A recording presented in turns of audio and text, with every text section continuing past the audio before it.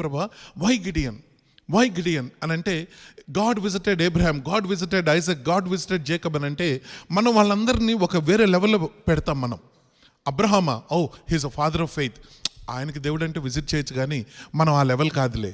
We easily dismiss ourselves, discount ourselves, and we'll say, దేవుడు వాళ్ళకి కనపడతాడు, ఒక మోషేకి కనపడతాడు, ఒక యెహోషువకి కనపడతాడు, కానీ మనకు కనపడ్డాని.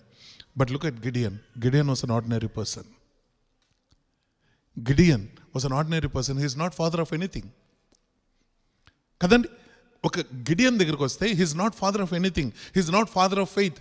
ఈ హాల్ ఆఫ్ ఫేమ్లో ఉన్న వ్యక్తుల్లో ఎంచదగిన ఒక వ్యక్తి కానే కాదు.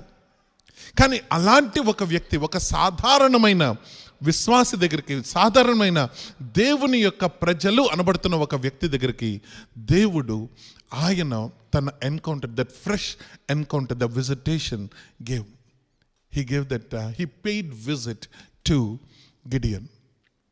అయితే ఇన్ని బ్లెస్సింగ్స్ ఉన్నాయి కదా,